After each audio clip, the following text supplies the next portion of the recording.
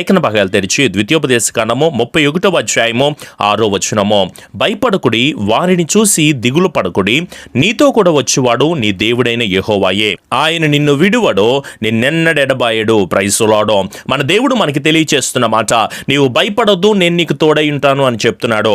నిబ్బరం కలిగి ధైర్యంగా ఉండమని తెలియచేస్తుంటే, దిగులు పడొద్దు, మన దుఃఖ దినములన్నీ సమాప్తం అవుని అని అలనాడు మోషేతో, తర్వాత యెహోషువతో, తర్వాత న్యాయాధిపతులతో, తర్వాత దావీదుతో, ఈరోజు నీతో నాతో మాట్లాడుతూ ఉంటుంటే, మనము ప్రతిరోజు కూడా నిరంతరము కూడా ఎన్నో విషయాల పట్ల మనము ధైర్యాన్ని కోల్పోయే వారిగా ఉంటున్నాము. దయచేసి మీలో ఏ ఒక్కరు కూడా ధైర్యాన్ని కోల్పోవద్దు. ఎలాంటి సమస్య మీ మీదకి వచ్చినా సరే మీరు ధైర్యము కలిగిన బిడ్డలుగా మీరు జీవించండి. ఏ విషయానికి కూడా భయపడవలసిన అవసరం లేదో.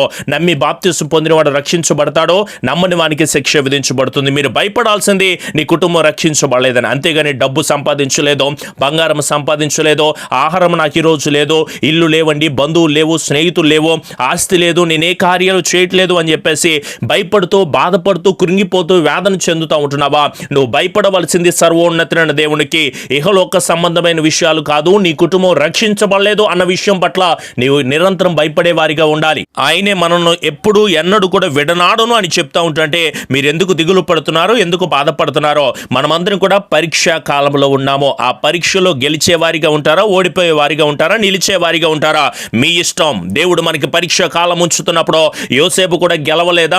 స్త్రీ విషయంలో ఎన్నో రకాలైన పరీక్షలు వచ్చినాయి, అన్న విషయంలో పరీక్షలు వచ్చినాయి, కుటుంబ విషయంలో పరీక్షలు వచ్చినాయి. అయినా సరే గెలిచాడు. నిలిచిన యోసేపు లాగా ఈ రోజు మనం అందరం జీవిద్దాము. భక్తి విషయంలో యోబుకి ఎన్ని రకాలైన సమస్యలు వచ్చినాయి. పరిశోధింపబడిన వాడిగా, సాతాను చేత శోధింపబడిన వాడిగా, భార్య చేత బాధింపబడిన వాడిగా, స్నేహితుల చేత ఇబ్బందులు ఎదుర్కొన్న వాడిగా ఉన్నాడు. అయినా సరే ఎన్ని రకాలైన వ్యాధులు, రోగాలు అతని మీదకు వచ్చి ముట్టి స్వస్థత లేకుండా ఎంతో బాధపడతా ఉంటున్నా సరే భక్తి విషయంలో యోబు గెలిచిన వాడిగా ఉంటున్నాడు. దానియేలు కూడా ప్రార్థన చేయకుండా తన మెడ మీదకి కత్తి వచ్చింది, కళ్ళ చెప్పకపోతే చంపేస్తామంటున్నారు, నువ్వు మొక్కకపోతే సింహాల బోన్లో పడేస్తామంటున్నారు. అయినా సరే దానియేలు ప్రార్థన విషయంలో దేవునికి ఇష్టానుసారమైన బిడ్డగా మార్చబడలేదా? అబ్రహాము కుమారుని విషయంలో నిజంగా బలి చేయమంటే అబ్రహాము వెనకాడకుండా ఇస్సాకు విషయంలో అతనికి వచ్చిన పరీక్షను బట్టి జయాన్ని పొందుకున్నాడు. షడ్రకు, మేషకు, అబేద్నెగోల విషయంలో అయినా సరే, ఇంకా బైబిల్లో అనేక మంది భక్తులు ఉన్నారు. వీళ్ళందరూ పరీక్షల్లో గెలిచారు, నిలిచారు, నిలబడ్డారు, దేవునికి ఇష్టానుసారమైన బిడ్డలుగా వాళ్ళు మార్చబడ్డారు. అయినా సరే ఈరోజు నీవెలా ఉంటున్నావంటే కేవలము కొన్ని విషయాల కోసమో, అయ్యో నన్ను చంపేస్తారేమోనని చెప్పేసి అహరోను ఒక బొమ్మను చేసి వాళ్ళందరికీ మొక్కడానికి అవకాశం ఇచ్చిన పడిపోయిన అహరోన్ లాగా జీవిస్తారా? ఆదాము అవ్వకి జీవ ఫలమును తినొద్దు అని తెలియజేస్తూ ఉంటుంటే వాటిని తిని ఓడిపోయిన బిడ్డగా కనిపిస్తూ ఉంటున్నాడో. ఇశ్రాయేలీలందరినీ దేవుడు నడిపించాడో, ఇశ్రాయేలీని నా బిడ్డలు అనుకున్నాడో, ఇశ్రాయేలీని ప్రతి విషయంలో వాళ్ళ చెప్పులు వారు అరిగిపోకుండా, వాళ్ళ కాళ్ళు నలిగిపోకుండా దేవుడు వారిని ఎంతగానో నడిపిస్తూ స్థిరపరుస్తూ వస్తే ఇశ్రాయేలీయులు నమ్మిక విషయంలో ఓడిపోయారండి. సంసోను కూడా స్త్రీ విషయంలో పరీక్షా సమయం వచ్చినప్పుడు నిజంగా ఓడిపోయిన బిడ్డగానే సంసోను కనిపిస్తాడో. భక్తి విషయంలో గెహజీ ఓడిపోలేదా? విశ్వాస విషయంలో పేతురు కూడా కృంగిపోయినట్టుగా మనకు కనిపించట్లేదా? దేవుడు మనకు పరీక్ష కాలము పెడతా ఉంటున్నప్పుడు ఆ పరీక్షలో మనం నిలిచే వారిగా ఉండాలి, గెలిచే వారిగా ఉండాలి, దాన్ని మనం జయించే వారిగా ఉండాలి. నీ కుటుంబంలో ఎన్నో రకాల సమస్యలు వస్తున్నాయని, ఇబ్బందులు వస్తున్నాయని, ఇరుకులు వస్తున్నాయని నువ్వు కృంగిపోతే ఎట్లా? కుటుంబంలో సమస్యలుగా ఉన్నాయి బ్రదర్, దుఃఖముతో ఉంటున్నాను, మోసకరమైన జీవితమో, ఈ బిజినెస్ లో నాకు డెవలప్మెంట్ లేదండి, నా భర్తతో ఒక సమస్య, నా భార్యతో ఒక సమస్య, నా బిడ్డలేమో అస్వస్థతతో ఉంటున్నారండి, కుటుంబంలో నెమ్మది లేదు, సమాధానం లేదు, వృద్ధి లేదు, ఆశీర్వాదం లేదు. ఈ శ్రమల కాలం గుండానే నేను వెళ్ళాలా? వివాహాలు లేక, ఉద్యోగాలు లేక, గర్భఫలాలు లేక, నా బిడ్డలు పాడైపోతున్న పరిస్థితి అండి. అనుకున్నది జరగట్లేదు బ్రదర్. ఎంతకాలం ఈ ఆర్థిక ఇబ్బందులు ఎదుర్కోవాలి? ఉద్యోగాలు లేక, తిండి లేక ఎన్నో అవస్థలు పడుతూ ఉంటున్నా. నేను ఏది చేద్దాం అంటున్నా సరే ఎవరో ఒకరు నాకు అడ్డుపడుతూ నన్ను ముందుకు వెళ్ళనీయకుండా ఎన్నో రకాలైన ప్రయత్నాలు చేస్తున్నారు. మీరు చెప్పినట్టుగానే ఉపవాస ప్రార్థన ఉంటున్నాం, మీరు చెప్పినట్టుగానే కుటుంబ ప్రార్థన చేస్తున్నాను పాస్టర్ గారు, మీరు చెప్పినట్టు 21 రోజులు కూడా నేను ప్రార్థన సహితమైన కార్యాలతో నేను ఉంటున్నాను. అయినా సరే ఎందుకు చేయాలని నేను పొందుకోలేకపోతున్నాను అంటే దేవుడు తప్పకుండా మన పక్షాన కార్యాలు జరిగిస్తాడో. ఆయన నమ్మకమైన దేవుడు, న్యాయాధిపతి అయిన దేవుడు. ఆయన ఎన్నడూ ఎప్పుడు ఎవరిని కూడా వదిలిపెట్టని దేవుడు, విడిచిపెట్టని దేవుడు. పైగా మనకి తెలియచేస్తున్నాడు కదా, ఆయనే మనతో వస్తాను అంటే మీరెందుకు భయపడతారు? ఇంకెందుకు దిగులు పడతారు? ఇంకెందుకు బాధపడతారు? మీరు ఏ విషయాల్లో కూడా దిగులు పడాల్సిన అవసరం లేదు, భయపడవలసిన అవసరం లేదు. ఎందుకో తెలుసా? మనము నాతో కూడా వచ్చేవాడో మన జీవాధిపతి అయిన దేవుడే.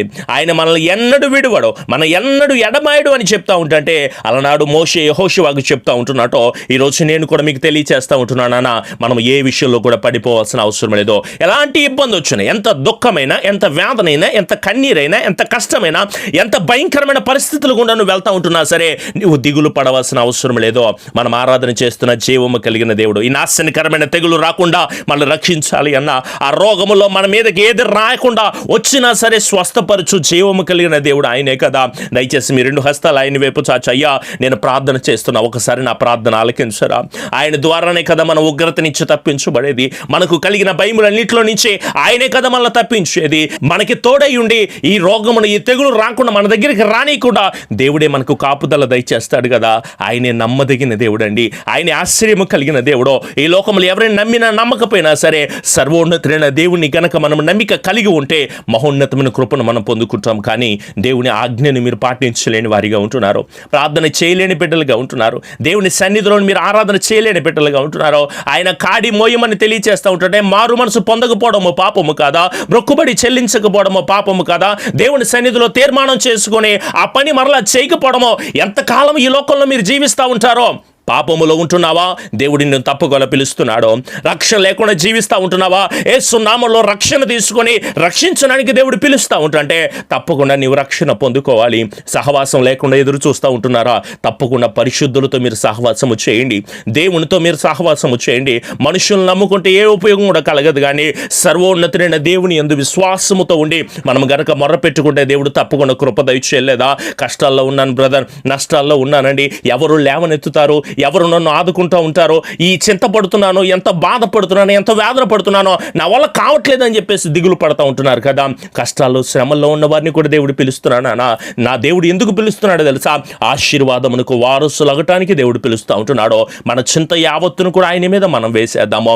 దేవుని యొక్క ఆశీర్వాదాన్ని మీరు అందరూ పొందుకోవాలి, దేవుడు ఇచ్చే సహాయాన్ని మీరు పొందుకోవాలి. దేవుడు మనకి తెలియజేస్తున్న ప్రతి విషయాన్ని కూడా మనం పొందుకోకుండా ఏదైతే మిమ్మల్ని అడ్డగిస్తుందో యేసు నామములో లయమవును గాకనే నేను ప్రార్థన చేస్తూ ఉంటున్నాను. అమ్మా మీరు దిగులు పడద్దు, బాధపడదు. బ్రదర్స్ మీరు ఏ విషయంలో కూడా దిగులు పడాల్సిన అవసరం లేదో. మనం ఆరాధన చేస్తున్న దేవుడు ఉన్నతమైన దేవుడు, సర్వోన్నతుడైన దేవుడు. ఆయన మన పట్ల కృప చూపించి నడిపించే దేవుడు. ఆయన ఎందుకు పనికిరాని మమ్ములను ఆయన కృప చేత, ప్రేమ చేత నడిపిస్తూ ఉంటున్నాడు. ఈరోజు నన్ను నడిపించిన దేవుడు ఈరోజు నిన్ను కూడా నడిపించడానికి ఆయన సిద్ధంగా ఉంటున్నాడు. నీ హృదయాన్ని ఆయన వైపుకు తిప్పుకొని నీవు మనసారా తండ్రి అని పిలవగలిగితే, దేవా అని పిలవగలిగితే, సహవాస విషయంలో, వాక్య విషయంలో, ప్రార్థన విషయంలో, ఏక మనసు కలిగి ఉండే విషయంలో, దేవుని స్తుతించే విషయంలో, నిష్కపటమైన హృదయం విషయంలో, నూతనమైన ఆత్మలను రక్షించే విషయంలో, ప్రతి విషయంలో నమ్మకమైన బుద్ధిమంతుని పోలి గనక నీవు జీవిస్తే, ఒకవేళ వాక్యాన్ని విని వదిలిపెట్టేస్తే ఏం ఉపయోగం ఉంటుందో చెప్పండి. బుద్ధిహీనుడు అలాగే చేశాడు, ఇసుక మీద తన ఇంటిని కట్టుకున్నాడు, కానీ ఏ ఉపయోగం కూడా లేకపోయింది. ఈ ఉపవాస ప్రార్థనలో బండనే క్రీస్తు మీద, వాక్యం మీద మన కుటుంబాలు కట్టుకుంటే ఉన్నతమైన స్థితిలో మనం నడిపించబడే కృపను దేవుడు మీకు, మాకు, మనందరికీ కూడా దయచేయబడను గాక. మనమందరం కూడా ఆయిల్స్ తీసుకుని ఏకీభవిస్తూ ఏక మనసుతో ప్రార్థన చేసేవారిగా ఉందాము. దేవుడు మన మధ్య అద్భుత కార్యములు జరిగిస్తున్న విధానాన్ని బట్టి, ఘనమైన కార్యములు, అద్భుత కార్యములు, ఆశ్చర్య కార్యములు, ఉన్నతమైన కార్యములు దేవుడు మన జీవితంలో జరిగిస్తున్న విధానాన్ని బట్టి స్తుతులు చెల్లిస్తూ, స్తోత్రాలు చెల్లిస్తూ, దేవా నా జీవితంలో కార్యాలు జరిగించండి అంటూ నాతో పాటు కలిసి ప్రార్థన చేద్దాం. కృపా సత్య సంపూర్ణుడా మీకు స్తుతులు, స్తోత్రములు తండ్రి. ఆన్లైన్లో ఏకీభవిస్తున్న కుటుంబాలు, ఆత్మీయమైన బిడ్డలందరినీ కూడా నూతనమైన అభిషేకమును మీరు దయచేయండి. మొదటి రోజు మీరు జయకరంగా జరిగించినందుకు మీకు స్తోత్రాలు చెల్లిస్తున్నాము దేవా. బిడ్డలందరి పట్ల కూడా నూతనమైన కార్యాలు జరిగిస్తున్నందుకు వందనాలు. వాగ్దానం ఇచ్చారు, ఆ మాటను తప్పక నెరవేరుస్తారు. ఈ సమయకాలం అందరినీ బిడ్డలు ప్రార్థిస్తూ మిమ్మల్ని వేడుకుంటూ ఉండగా నాయన, మరొకసారి నీ బిడ్డలందరి మీద నీ కృపను, నీ ప్రేమను, ఆశీర్వాదాన్ని, ఐశ్వర్యమును నీ బిడ్డలకి మీరు అనుగ్రహించి, స్థిరపరిచి, దీవించి, బలమును దయచేసి ఆశీర్వదించమని ప్రభువా, నీ బిడ్డలు దేనికోసం ఎదురు చూస్తున్నారో ఆ రిసీవింగ్ని పొందుకోవడానికి నీ ఆత్మశక్తిని బిడ్డలకి మీరు అనుగ్రహించి కృపలతో నింపుమని మా ప్రియ రక్షకుడైన యేసు నామములో అడుగుచున్నాము తండ్రి, ఆమెన్.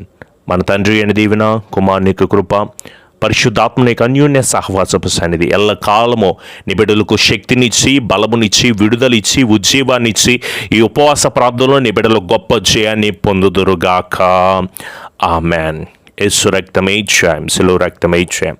ప్రభు యేసు నామములో సంపూర్ణ జయము అపవాది క్రియలకు అనంత నాశనమును కలుగునుగాక. ఆమెన్.